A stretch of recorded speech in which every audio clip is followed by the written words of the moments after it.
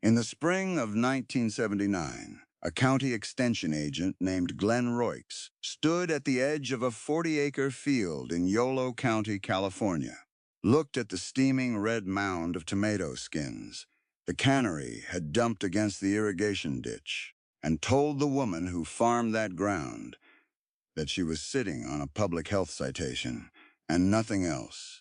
He called it waste. He used the word twice the way a man uses a word he has never once doubted. Pumice, he said, was waste, and a field that smelled like a vinegar barrel in July would not pass inspection, and she ought to make the cannery haul it off before the flies and the fines arrived. Together, the woman was Edith Vance, 54 years old, who had worked that bottomland since she was a girl, and she did not argue with him. She had a habit of not arguing. She thanked him for coming and went back to turning a fork through the pile. And Glenn drove off in a clean white pickup with the seal of the university on the door, certain he had done a kindness. 11 years later, in the fall of 1990, a buyer for a textile house in San Francisco wrote Edith Vance a single check, and the number on that check, against everything Glenn Royce had ever measured about that field, came to $140,000. This is the story of the 8 years of skins between those two moments, and of the woman who looked at what a cannery threw away and saw something the county could not. Stay with me, because the thing she found in those piles was hiding in plain sight, and once you see how it worked, you will not forget it. Let me tell you about the field, first, because the field is where it begins. Edith farmed the river-bottom ground south of Woodland, a flat skillet of black adobe soil that flooded in the wet years and cracked in the dry ones, and she grew processing tomatoes on contract for the Brennan Cannery 3 miles up the county road. She was known for two things. She was the quietest woman at the Grange Hall, and she could read a tomato plant, the way other people read a clock. Her father had grown the same ground before her, and his mother before him.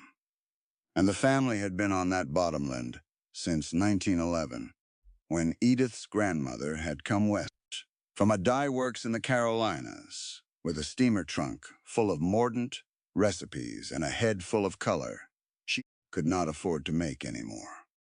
That trunk sat in Edith's cellar. We will come back to it. For now, understand only that in 1979, Edith Vance grew tomatoes for $38 a ton and watched the Brennan Cannery trucks rumble past her gate all summer and that one. August, the cannery foreman, asked her a small favor that would change the rest of her life. The favor was this: the cannery had a problem with its pomace, the wet mat of skins and seeds, left after the fruit was crushed and the juice pressed off, and the county landfill had begun charging by the ton to take it. The foreman, a decent man named Cole, asked if he could dump the skins at the back of Edith's field instead, against the ditch, free of charge, and she could do what she liked with them. Spread them, plow them under. Let them rot, he did not care. Edith said yes before he finished asking.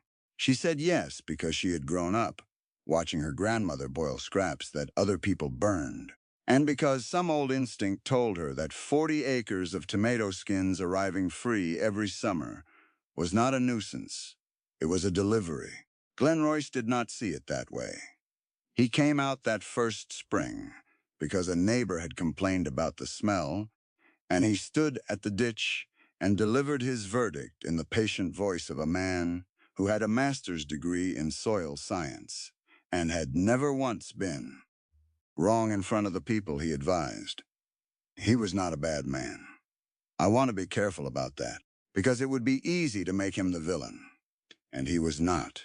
He genuinely believed he was protecting her.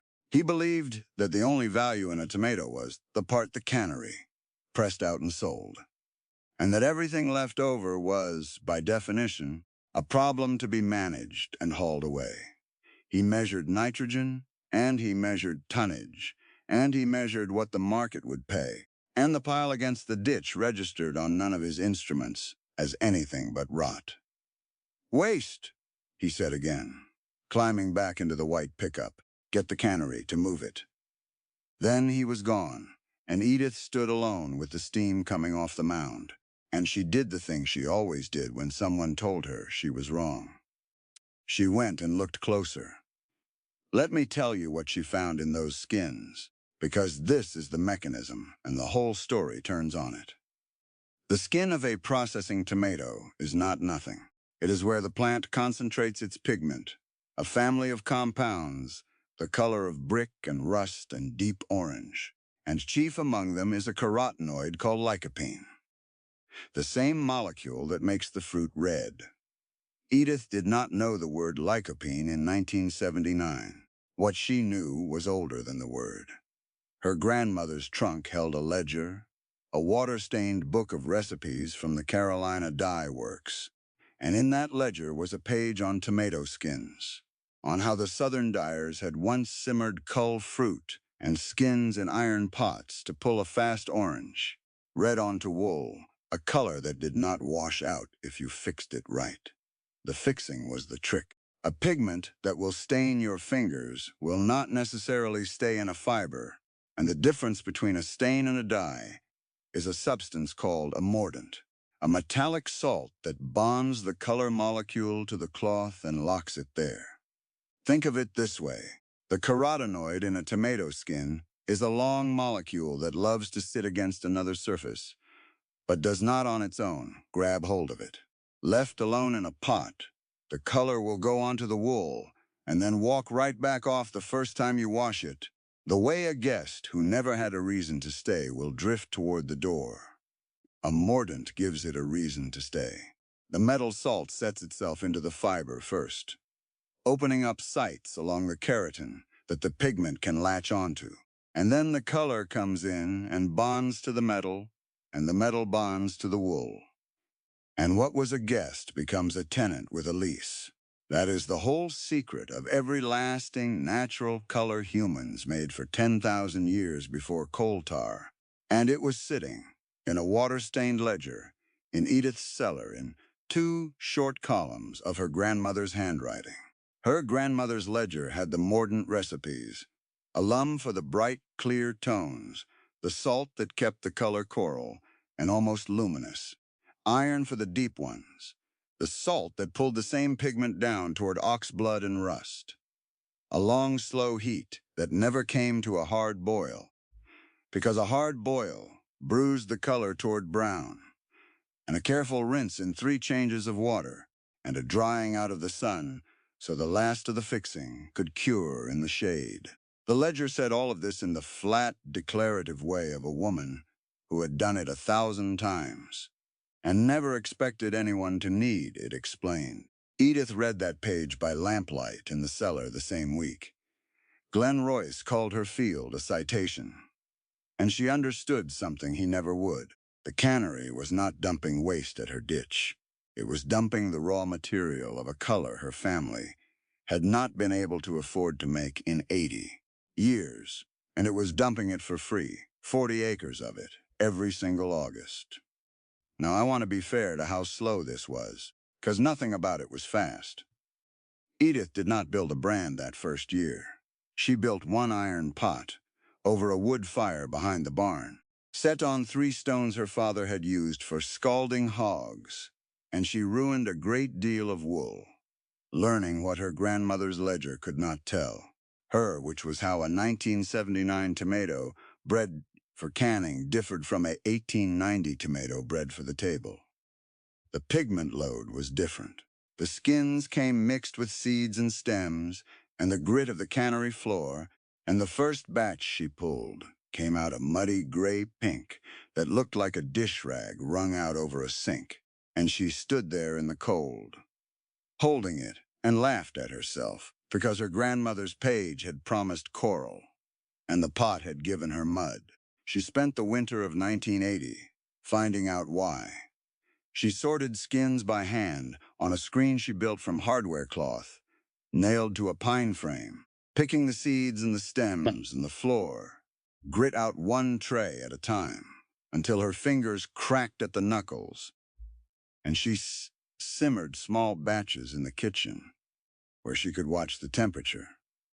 And she weighed the wool before and after on a postal scale, and she wrote every result in the back of her grandmother's ledger in her own square hand. Lot 1, gray, too hot. Lot 2, brown lime in the skins. Lot 3, a thin coral, getting closer.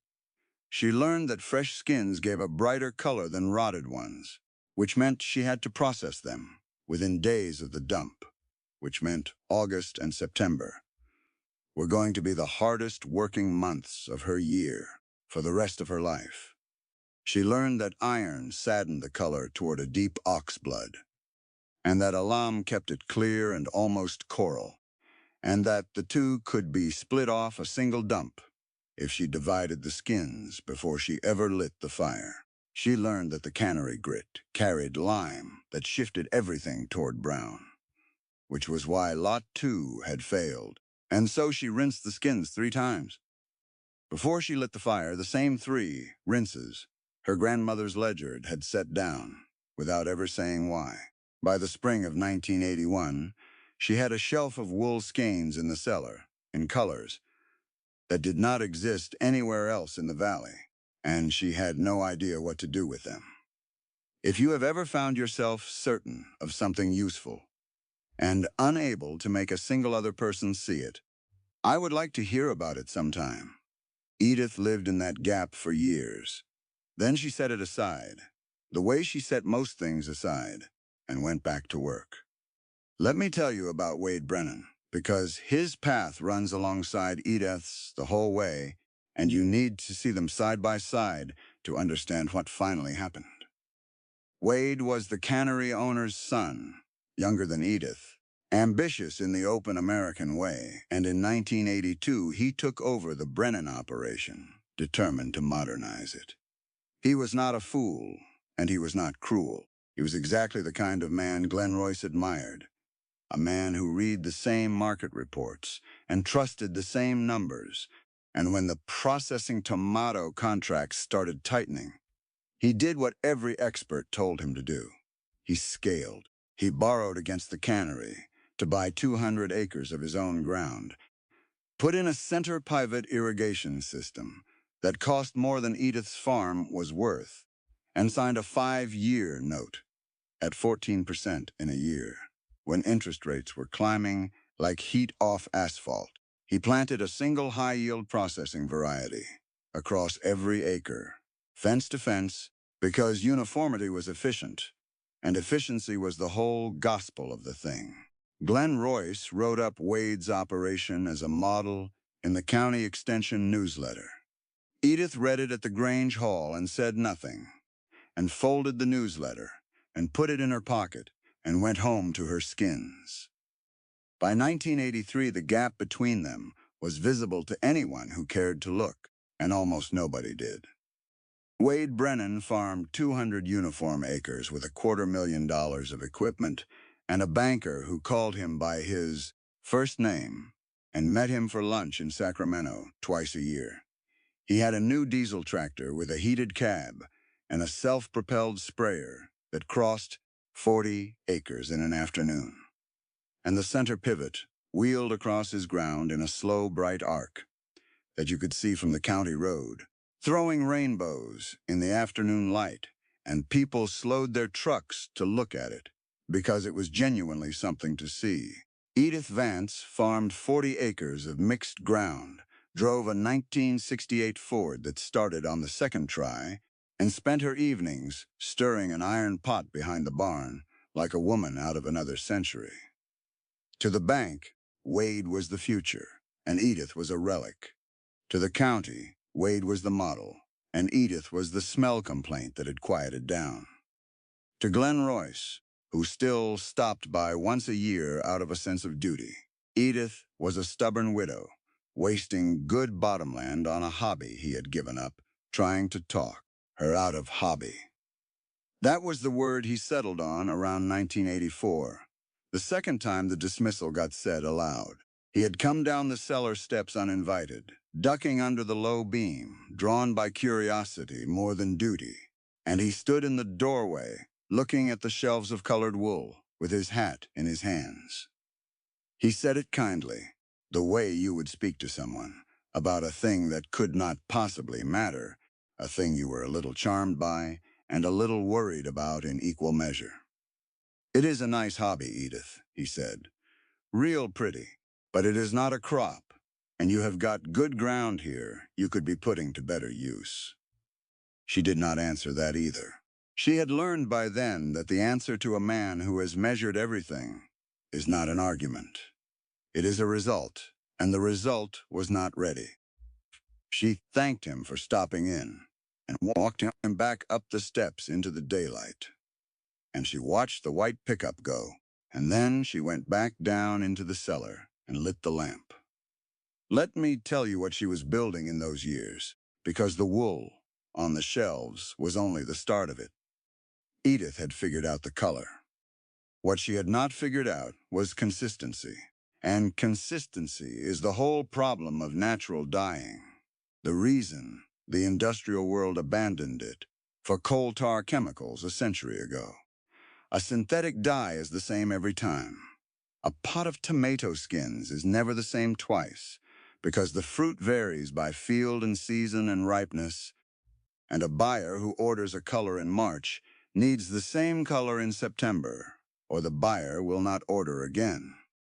This is the wall that every natural dye operation in history has hit, and Edith hit it too. And what she did about it is the part that makes her grandmother's ledger more than sentiment. She built a system.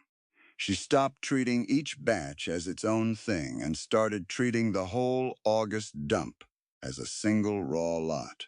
She dried the surplus skins on screens in the hayloft, milled them to a coarse powder in a hand-cranked grain mill, and stored the powder in sealed crocks, so that instead of dyeing with whatever the cannery happened to dump on a Tuesday, she was dyeing with a blended, measured, weighable material she could standardize against.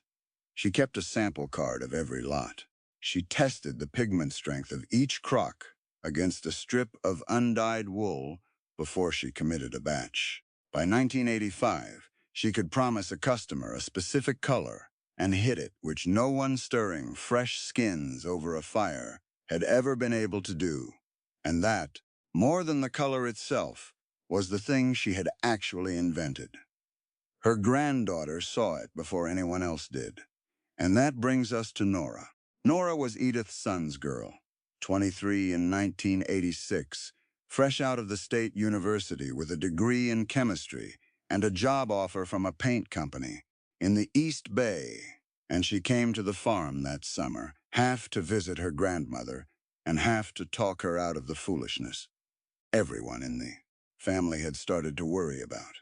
Nora loved Edith. She was also embarrassed by her, in the particular way that educated young people are embarrassed by relatives, who do things that cannot be explained at a dinner party. She arrived with the same verdict Glenn Royce had, only she had the chemistry to dress it up.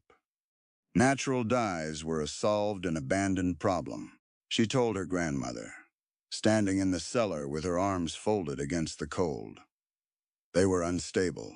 They were fugitive. They faded in sunlight. The industry had moved past them, for good reasons 100 years ago, and no serious buyer would touch them. "Grandma," she said, and her voice was gentle because she did love her. "People have a name for this. They call it a craft. They do not call it a business." She was not wrong about the history. She was standing in the cellar saying all of this when Edith, without a word, reached up to the shelf and handed her a skein of wool dyed 4 years earlier. In 1982, a deep clear coral that had hung in the south-facing cellar window through 4 summers of valley sun, and asked her to find the fade. Nora turned it in her hands. She held it to the light. She compared it against a freshly dyed skein from the same lot card that her grandmother set beside it on the bench, and the two were, within the tolerance of her trained eye, the same color. "Where is the rest of it?" Nora said, meaning the faded original, and Edith said that was the rest of it. That was the one from the window. And Nora went quiet. That should not have been possible. A fugitive die on wool, 4 years in a window, should have shifted or pulled toward brown, or simply gone pale. And this had not Nora Vance, who had come to explain to her grandmother why the thing could not work, stood in the cellar holding the proof that it did, and could not account for it. That was the first crack. She did not convert that afternoon. She went back to the East Bay and took the paint company job.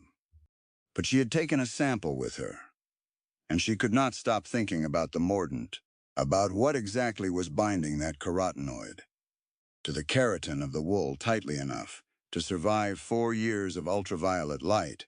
And that question is the kind that does not let a chemist sleep. Let me tell you about Wade Brennan in those same years, because while Edith was filling crocks with milled tomato powder, Wade was filling a barn with debt. The center pivot worked beautifully for 3 seasons. His 200 uniform acres yielded heavy and even. And Glenn Royce's newsletter praised him again, and the banker raised his line of credit. But uniformity is a kind of bet, and the thing about a field-planted fence, to fence in one variety, is that it has no answer ready when the season turns against that one variety. Wade had bet everything on a tomato, bred for yield under irrigation, and he had bet on cheap money. And by 1987, both bets were starting to come due. His note was variable, his equipment was depreciating, and he was carrying the kind of fixed cost that punishes you, whether the year is good or bad. While 3 miles south, Edith Vance owned her ground free and clear, owed no one anything, and turned free waste stream into a product nobody else on earth was making. The bank could not see the second farm at all. Then came 1988, and the season that settled the argument. The way these arguments are always settled in the end, not by the expert, and not by the relic, but by the weather, which keeps no newsletter and reads no model. Let me tell you about the heat. The summer of 1988 was the hottest and driest the valley had seen in 50 years. A heat that started in June and did not break. Day after day of temperatures past 105 degrees, the kind of heat that does not just stress a crop, but cooks it on the vine. The almond men lost set. The dairies dumped milk. The whole county moved at half speed by 10 in the morning. For Wade Brennan, it was a catastrophe, written in the exact language of his strength. His 200 acres of a single irrigation-dependent variety needed water at the precise moment. The irrigation district cut his allotment to a fraction, and the center efficient in a normal year, made him helpless in this one. Because you cannot hand 200 uniform acres the way you can walk 40 mixed ones. The single variety that yielded so evenly when conditions were good failed evenly when they were not. Every plant hitting the same wall on the same week, 200 acres of identical distress. By August, his fruit was sun-scalded and cracked, splitting on the vine and souring in the field, heat faster than the cannery could take it. And Brennan downgraded his own family's crop because the standards did not bend for a bad year. The harvest came in, worth less than half what he owed on the note, and the note did not care about the weather. Glenn Royce came out to Wade's place that August too, and stood at the edge of a field of split and blistered tomatoes with the heat coming up off, the ground in waves, and for the first time in his long career, he did not have a number that helped. He had built his whole life on the idea that you could measure your way to safety. The field in front of him said otherwise. 3 miles south, the same heat fell on Edith Vance, and here is the paired arithmetic that tells the whole story. Edith lost fruit too. Her processings scalded like everyone's. But her income had never depended on the fruit the way Wade's did, and the heat did something to her skins that no one expected. The cannery, running hot to process, scorched fruit before it spoiled, pressed harder, and dumped more pumice than in any year before. And the sunstress skins, it turned out, carried a heavier pigment load, because a plant under heat stress concentrates its carotenoids as a kind of sunscreen for its own tissue. Edith's August dump in 1988 was the largest and the richest she had ever received.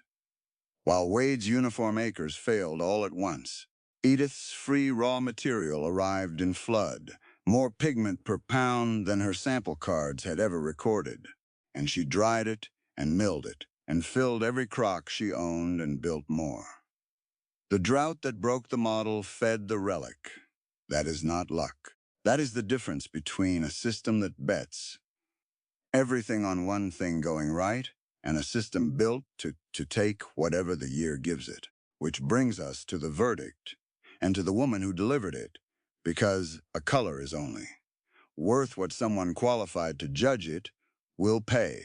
Nora had not let the question go. 2 years at the paint company had taught her exactly enough industrial color chemistry to understand what her grandmother had stumbled into. And in the spring of 1990, she did a thing that cost her the East Bay job.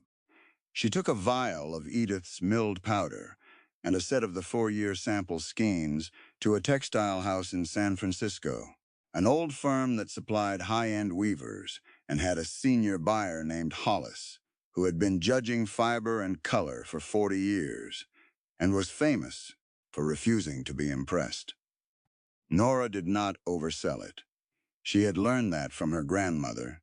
She laid the skeins on the table under the north light Hollis used for color work and said only that they had been dyed with a tomato skin pigment, fixed with a traditional mordant, and that the oldest skein had hung in direct sun for 4 years. Hollis said nothing for a long time. He was a man who held silence the way other men held forth. He took the oldest skein to the window and turned it.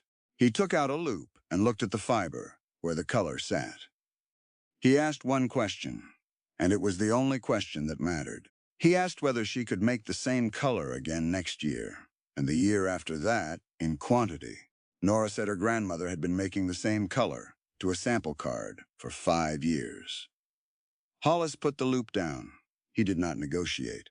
He named a figure for a standing annual contract, a price per pound of dyed fiber, and a guaranteed volume, and he wrote the first-year purchase order on the spot. Nora drove it back to the valley that night and put it on the kitchen table in front of her. Grandmother, under the single hanging light, and Edith Vance read the number on the Cannery's waist, the number for 8 years of skins against the ditch, the number Glenn Royce had called a citation and a hobby, and never once a crop, $140,000. The kitchen was quiet for a long while after that. The only sound was the moths against the screen and the old refrigerator, cycling on. In the corner, Edith did not whoop and she did not cry. She read the order twice, the way she read everything twice, moving one finger under the line with the number on it, and she set it down on the oilcloth and smoothed it flat with the side of her hand. And the only thing she said was that they would need more crocks. Pip lifted his head from the floor at the sound of her voice and put it down again. The number landed with a weight out of all proportion to its size, because it was not really a number about money. It was a number about seeing. It was the measure of the exact distance between what the county had counted and what had actually been lying in that field for 8 years, steaming against the ditch, free for the taking, while a clean white pickup drove past it every spring. Nora sat at that table and did not say anything for a long time either, because there was nothing to add to it. She understood, finally and completely, that her grandmother had not been keeping a hobby. She had been running the most disciplined small manufacturing operation in the county, in a cellar, with a grain mill and a ledger and an iron pot, and the only reason no one had seen it was that it did not look like anything they knew how to measure.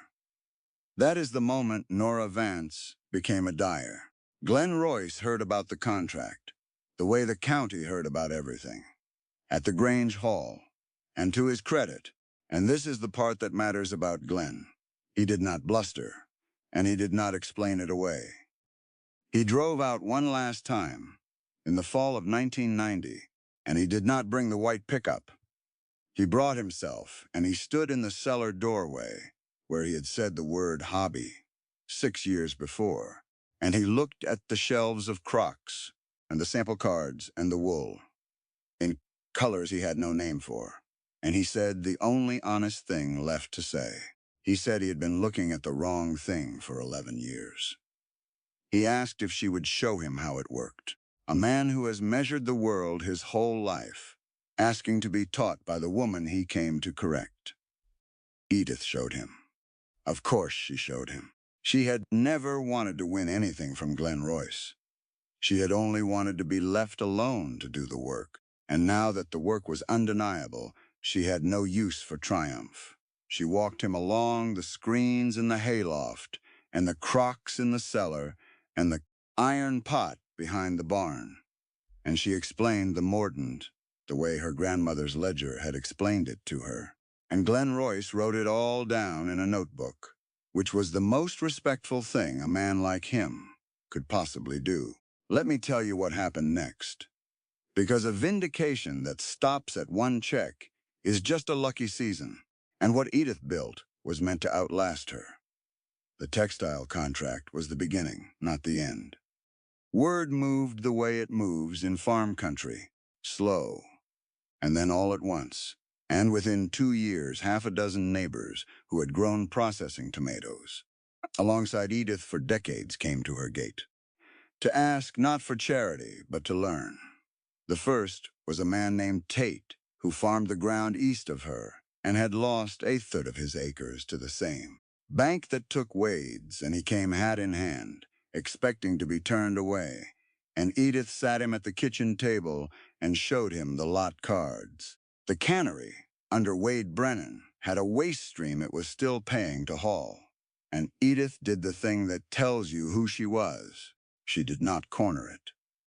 She could have signed an exclusive deal for every pound of Brennan pomace and made herself the only dyer in the valley, and the textile house would have backed her to do exactly that.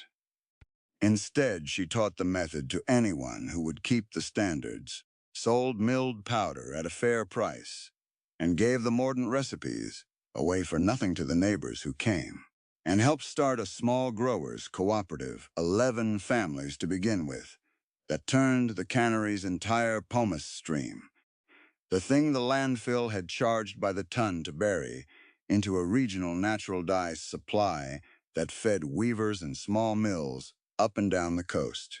She kept her own operation right-sized on purpose. She never ran more than the 40 acres, and never took on more contracts than she and Nora could fill from the cellar. When a larger company offered to buy the brand and scale it nationally, a 6-figure offer with a glossy folder and a man in a good suit at her kitchen table, she turned them down because she had watched Wade Brennan scale, and she knew exactly what was on the other side of that door. She wanted 40 acres, an honest contract, and a thing she could hold in her 2 hands and stand behind. And Wade, I told you he was not a villain. And the ending proves it, because Edith did not let him fail. When the bank moved on the Brennan ground in 1989, it was Edith Vance, of all people, who had the cash from her first contract year to lease back 40 of his acres and keep him farming, this time growing dye-stock tomatoes bred for pigment instead of yield, a variety Nora developed in the years after. Wade Brennan, who had been the model, spent the rest of his career growing fruit. For the woman the county had called a relic, and he was not bitter about it, because by then he understood what she had understood all along. The cannery never charged her for the skins. To the end of its operation, it dumped the pomace at her ditch for free. And to the end of her life, Edith thought that was the funniest thing in the world, that the most valuable raw material in the county had been priced at exactly nothing by everyone qualified to set its price. Nora took over the brand in time, left the East Bay for good, and formalized her grandmother's ledger into a proper set of dye standards, a bound book with pigment strengths and mordant ratios, and a fade test protocol that any dyer in the cooperative could follow and hit the same color twice. She bred the dye stock variety up over a decade until it carried twice the pigment of any canning tomato. And she named it for Edith, though Edith told her not to. The steamer trunk that came west from the Carolinas in 1911 sits now in a cellar that still smells faintly of iron. And tomato in the late summer, the trunk and the ledger, and the postal scale on the shelf above it, with a working dog named Pip. Asleep at the foot of the shelves the way Pip had slept at Edith's boots through every one of those August dumps, through the heat of 1988. Through the night, the check came to the kitchen table. Let me tell you the one thing this story is really about, because it is the thing the field knew before any of us did. There are two kinds of knowing in this world. There is the kind that measures what is easy to count, the tonnage and the yield and the price per ton, the kind that fills newsletters and signs, notes at 14%, and calls a steaming pile against a ditch by the only word it has for a thing it cannot use. And there is the other kind, the narrow, deep, patient kind that comes from working one piece of ground for a lifetime and reading a ledger by lamplight and looking closer when a man with a degree tells you to look away. The first kind is wide and confident and fast, and it is right almost all of the time, which is exactly why it is so dangerous in the season when it is wrong. The second kind is slow and quiet and easy to mistake for a hobby. But it bends with the weather instead of breaking against it, and it survives the year that the model did not see coming, and it was there the whole time, steaming in plain sight, waiting for someone patient enough to look. What a system measures and what is truly valuable are two different things, and the distance between them is exactly the size of a check for a field of skins. Edith Vance never once called herself anything but a tomato farmer. She was right about that, too. The color was always in the skin. Someone just had to be willing to see it.